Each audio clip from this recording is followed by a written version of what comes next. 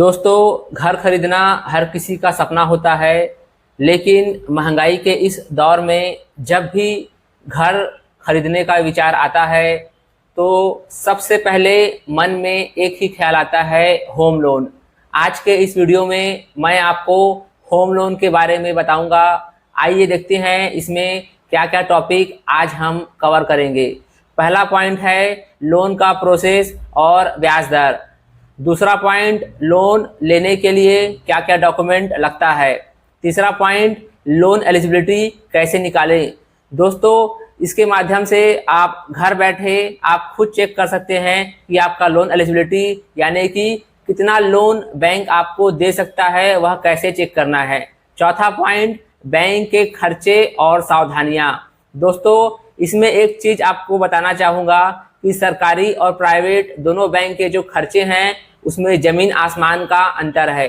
यह समझने के लिए यह वीडियो आपको पूरा शुरू से आखिरी तक देखना होगा। और दोस्तों, इतना मैं कह सकता हूं कि यदि आप इस वीडियो को पूरा देखते हो तो इसके बाद कोई दूसरा वीडियो आपको देखना नहीं पड़ेगा होम लोन के संबंध में। और या फिर यदि आपके मन में कोई सवाल आता है होम लोन के बारे में तो आप मुझे कमेंट कर सकते हो, मैं आपके कमेंट का जवाब देने की कोशिश करूंगा।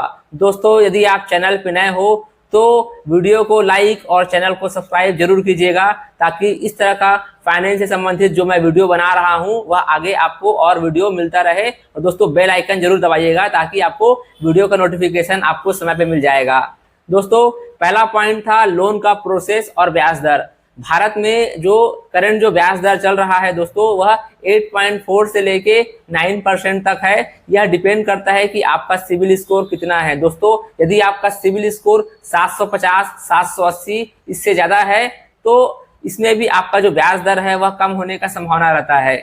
और यदि आपका जैसे जैसे ब्याज घटता है तो यहाँ पे आपका जो ब्याज है वो 8.5 से लेके 8.70, 8.80, 9% तक जा सकता है। लोन का प्रोसेस, दोस्तों इसमें भी 3 पॉइंट आता है। पहला पॉइंट, बैंक सबसे पहले देखता है आपका इनकम, कि आप महीने का कितना कमाते हो। फिर चाहे यदि आप कोई जॉब कर रहे हो तो यह इनकम आपकी सैलरी से आएगा। यदि आपका कोई व्यापार है, बिजनेस है तो, और आप जो इनकम टैक्स रिटर्न फाइल करते हो ITR, उसमें कितना इनकम आप दिखाते हो। दोस्तों, यह पॉइंट मैं जब तीसरा पॉइंट लोन एलिजिबिलिटी वाला टॉपिक कवर करूंगा उसमें इसको डिटेल से और बारीकी से समझाऊंगा।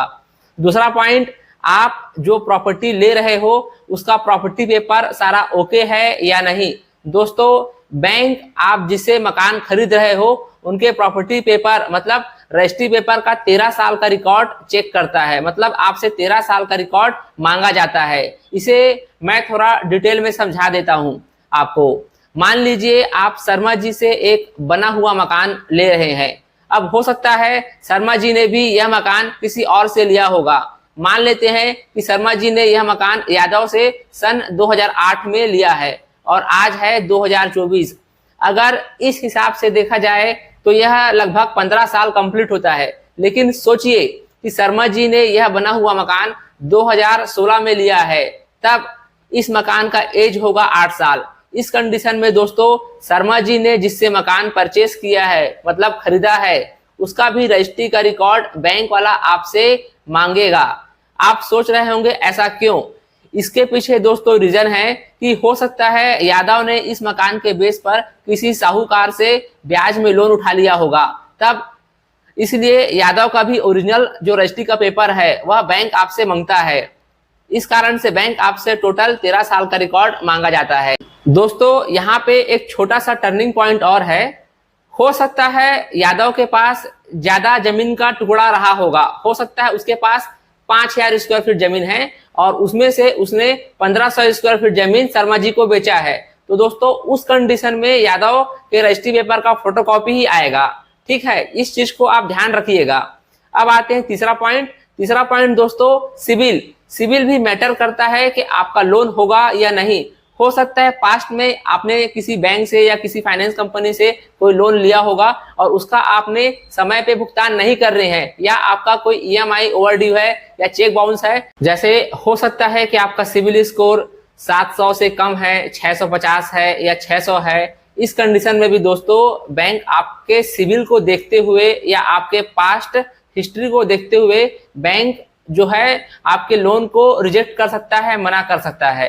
दोस्तों ये तीनों जो फैक्टर जो मैंने बताया, पहला आपका इनकम, दूसरा आपका प्रॉपर्टी पेपर और तीसरा सिविल, यदि तीनों क्राइटेरिया में से दोस्तों एक भी क्राइटेरिया के हिसाब से अगर आप फिट नहीं होते हो तो बैंक जो है आपके लोन के आवेदन को रिजेक्ट कर सकता है। दोस्तों अब आते हैं दूसरा पॉइंट, लोन लेने के लिए क्या क्या डॉक्यूमेंट लगता है। दोस्तों सैलरीड और बिजनेस में थोड़ा सा कुछ ऐसा डॉक्यूमेंट होता है जो 19-20 रहता है, बाकी सारे दस्तावेज ऑलमोस्ट सेम होते हैं। जैसे आपका फोटो, पैन कार्ड कॉपी, आधार कार्ड कॉपी, पे स्लिप 3 महीने का, 2 साल का, फॉर्म 16, 6 महीने का बैंक स्टेटमेंट, और जो भी आपका पास्ट का कोई भी लोन अगर एक्टिव लोन चल रहा है जो सिविल में दिख रहा है तो बैंक उस लोन का स्टेटमेंट आपसे मांग सकता है। साथ में आप जिस प्रॉपर्टी आप परचेस कर रहे हो उसका सेल एग्रीमेंट आपको देना पड़ेगा बैंक में, उससे ये पता चलता है कि आपका सौदा कितने में हो रहा है। और इसके साथ आपका रजिस्ट्री पेपर, फोटोकॉपी लास्ट 13 साल का, इसका मैं ऑलरेडी बता चुका हूं आपको। साथ में आपका जो प्रॉपर्टी का जो टैक्स है, जो अप्रूव्ड मैप है, आप चित्र में देख सकते हो। और यहीं पे अगर मैं बात करूं बिजनेस के लिए क्या क्या डॉक्यूमेंट लगता है दोस्तों, पे स्लिप और फॉर्म 16 की जगह यहाँ पे ये आ जाएगा आपका शॉप लाइसेंस। शॉप लाइसेंस में जैसे गुमास्ता हो गया, जीएसटी हो गया, और साथ में आपका 2 साल का आईटीआर।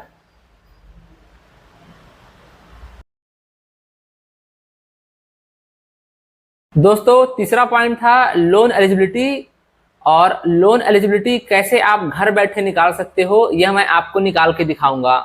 इसके लिए मान लेते हैं कि आपका जो इनकम है, आपका जो सैलरी है वो 50,000 है, ठीक है। अब दोस्तों यहाँ पे एक होता है FOIR, FOIR, इसको हम बोलते हैं फिक्स्ड ऑब्लिगेशन इनकम रेशियो। मतलब यह वह रेशियो है जिसमें बैंक डिसाइड करता है कि आपके सैलरी का कितना प्रतिशत आप EMI दे सकते हो। इसे ऐसे समझते हैं कि मान लीजिए ये FOIR यहाँ पे 60% है, ठीक है। अब इस 50,000 का 60% अगर आप निकालते हो तो ये आता है 30,000 रुपए। अब हो सकता है मान के चलिए कि आपका कोई पर्सनल लोन का EMI जा रहा हो या कोई कार लोन का EMI जा रहा है, वो EMI हो सकता है 10,000 का होगा, ठीक है। तो आपको वो 30,000 में से 10,000 आप माइनस करोगे तो बचेगा 20,000। तो कहने का मतलब ये है कि बैंक वाला जो है आपका 20,000 तक का ही EMI बना सकता है, ठीक है दोस्तों। तो इस तरह से आप अपना इनकम एलिजिबिलिटी निकाल सकते हैं। और इस 20,000 को आप एक कैलकुलेटर आता है लोन अफोर्डेबल कैलकुलेटर, जैसे आप उसमें डालेंगे 20,000 साल 20 साल रेट ऑफ इंटरेस्ट 8.5%, तो आप चित्र में देख सकते हैं यहाँ पे आपका जो एलिजिबिलिटी निकल के आ रहा है वो आ रहा है 23 लाख का। अब आता है चौथा पॉइंट। चौथा पॉइंट है दोस्तों बैंक के खर्चे और सावधानियां। दोस्तों यहाँ पे एक चीज मैं आपको बता देना चाहता हूँ कि गवर्नमेंट बैंक और प्राइवेट बैंक का जो खर्चा है उसमें जमीन आसमान का अंतर होता है, जैसा आपको स्टार्टिंग में भी बताया था। सबसे पहला आता है लॉगिन फीस।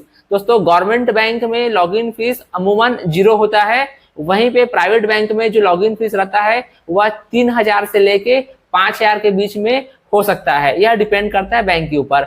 दूसरा आता है पीएफ। पीएफ को हम बोलते हैं प्रोसेसिंग फीस। गवर्नमेंट बैंक में प्रोसेसिंग फीस जो रहता है, नॉर्मली कई बार बहुत सारे स्कीम्स गवर्नमेंट बैंक में चलते रहता है तो वहां पे प्रोसेसिंग फीस 0 रहता है, या कई बार वो 0.25 तक जा सकता है प्लस जीएसटी। इसे हम उदाहरण से समझते हैं कि मान लीजिए कि आप एक 25 लाख का गवर्नमेंट बैंक में लोन के लिए अप्लाई करते हैं, तो वहां पे 25 पैसा 25 लाख के ऊपर ये हो गया 6,250। अब इसके ऊपर 18% जीएसटी लगेगा तो ये होगा 1,125। आप दोनों को ऐड करेंगे तो ये आएगा 7,375। वहीं पे प्राइवेट बैंक में दोस्तों जो प्रोसेसिंग फीस है वह 50 पैसे से लेके 1% तक जा सकता है, प्लस जीएसटी 18%। तो ये 25 लाख का 1% हो गया 25,000, प्लस जीएसटी आप निकालेंगे तो ये होगा 4,500। दोनों को आप ऐड करेंगे तो यह आ जाएगा 29,500। तीसरा आता है दोस्तों legal and technical. Legal and technical का मतलब ये होता है दोस्तों, लीगल मतलब सिंपल सा वकील का फीस। जो आप 13 साल का प्रॉपर्टी पेपर आप बैंक में जमा किए हैं, वकील उसके आधार पर एक लीगल रिपोर्ट बना के देता है, वह सारे दस्तावेजों को वेरीफाई करता है, उसको हम बोलते हैं लीगल रिपोर्ट। और टेक्निकल का मतलब होता है कि बैंक एक एजेंसी हायर करती है जिसको हम बोलते हैं इंजीनियर।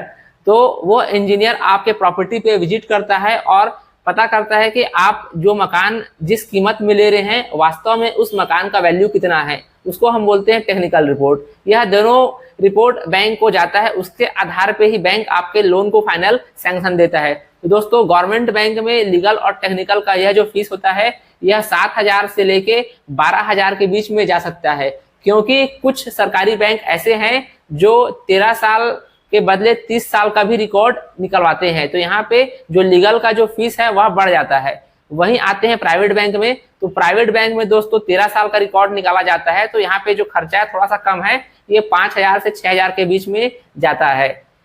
चौथा आता है दोस्तों इंश्योरेंस। अब दोस्तों इंश्योरेंस में भी दो टाइप के इंश्योरेंस होते हैं। सबसे पहला प्रॉपर्टी इंश्योरेंस, जो कि सरकारी और प्राइवेट दोनों बैंकों में कंपलसरी है।